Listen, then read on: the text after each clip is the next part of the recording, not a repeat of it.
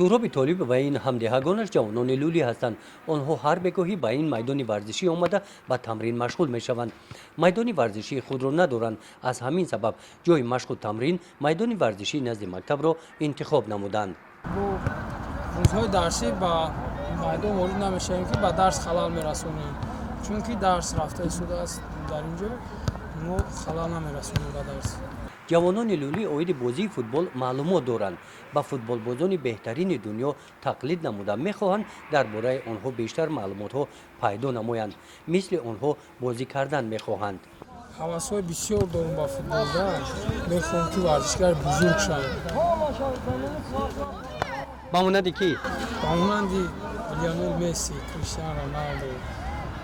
با مانند اینها شدن نمیتوانیم، اما کوشش میکنیم در تاجیکستان خودمون که با دستاوردهای مهم سزاوار گردیم. любой کار داشته باشم، هم ساعت کاری من میپردازم، هم برای فوتبالم دمیام یا فوتبال میکنم میرم. با لباس های کبود دسته یکچین فوتبال لولیون دهه توگرک بازی میکنند. با لباس زرد دسته نورسان هستند. دسته اساسی را کامرون نام گذاشتند. با نزدیکی فوتبال بازان دسته کامرون از سفر شهر دوشنبه آمدند. آنجا با دسته های فوتبال لولیون شهر و ناحیه های تابع جمهوری بازی کرده همه ناحیه هایی که به این مسابقه آمده بودند آنها را مغلوب کردند. این اشتراک اولی آنها در مسابقه ها نیست. همین طور تیز تیز به سفر برآمده با دیگر دسته های فوتبال لولیون دیگر منطقه ها بازی میکنند. بچهای پهلوان‌آباد هستند، اونها بهترین بازیگر هستند، خوب بازی میکنند اونها. لیکن بچهای ما خوب بازی میکنند، بهترین بازیگر هستند. در ناحیه وسیع در دهه پالوان‌آباد جماعت دهاتی به نام میرزاعلی وایسف نیز لولیون به فوتبال توجهی کلان دارند. فوتبال ما در چی میتونیم که ذوق ما، عشق ما. مثال تاجیکستان در فوتبال خیلی پیشرفته شدگی است. گروه سلامتی است، خیلی ضرورمندند بچه‌ها. این دهه نظر به دو دهه دیگر لولی ها کلانترین است. 4 دسته فوتبال بازان دارند، لیکن میدان فوتبال ندارند. جای مشق و تمرین در چنین میدان پر از خوک و چنگ است. همین جا بازی میکنند. این زمین کشت است، بعد چند کشت و کار میگردد. در هر جا رفته چون استادیوم ساز میکنن، میدان سپورتیو بازی میکنن. خیلی بازی ایوا هم درست دوام نمیکنه. وقتی کشت کار کشید، مردم کشت کار کننده استادیومشون جوف میکنن، گنده میکنن، بیکار میمونن. همین میدانچه کشید ما در میدانچه ساز کنم تا انشالله همه عشقش برای میدانچه میشه. همین استادیوم گفته همه دیگه همه کار پورا میپرتیم با پیش فوتبال گفته میدان همه میان مسفیدو هم همجا بازی میکنن. مسفیدو هم ذوق دارن فوتبال. مسفیدو خیلی کم و بیش باسنی سال رفته مثال اینا یکم میان بازی میکنن. در باختر بازی ها جیدن و بوشیدت میگذرد. برای همین پیش از سفر هنر و مهارت بازی خود را در میدان بازی خرد فوتبال میسنجند.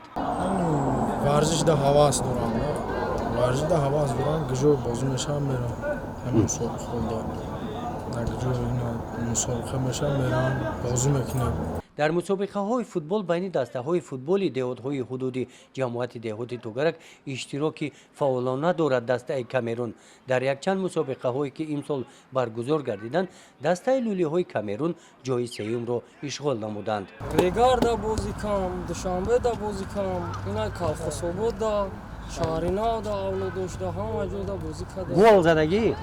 اینجا کماندوی خشرو هست، مسابقه هم بشه بین رایونات میریم جای دوم یکم سوم میگیریم. افتخارنامه شکرانه خدا خیلی بازی را خوب میفهمه. فوتبال بازان دسته لولیون دهه توگرک به مسابقه نوبتی آمادگی میبینند. آنها مقصد دارند که به شهر باختر مرکز ولایت ختلان سفر نمایند. برای همین آمادگی همه جانبه دیده ایستادند. جسماً سالم و بردم هستند.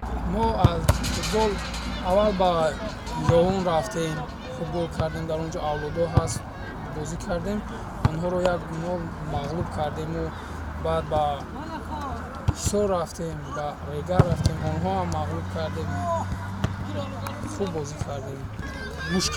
مشکلی همین است که میدان برای ورزش، پستن ورزش نداریم. ما اکل سنوی دوشنبه تمام جوش رفتیم بازی کردیم، همه شب وایسابی 2 با 1 3 با 1 4 با 1 غلبه کردیم.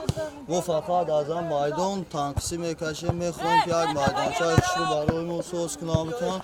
ما با خیلی کماندا شروع داریم 3-4 کماندا در بین اولادو نویده در سه جداان خیلی همی اولادوی در روزه بدگی زرکورون 4 کماندا دارن همی 4 کماندا دل خو کمانداش رفته کماندای قربانشاهی هم میبرند کماندای تومین هم میبرند اینا ما شاهدی بودیم که دوره‌ای که من کار میکنم چندین مرتبه تشکیل کردن ریگا رفتن بازی کنی بردن و من شهر دوشنبه رفتن با فکر بیابان هم رفتن سهراب طالب و دیگر جوانان لولی خواهش دارند که میدانچه خردی بازی فوتبال داشته باشند، برای بد نروند، طرز حیات سالم را پیش گیرند.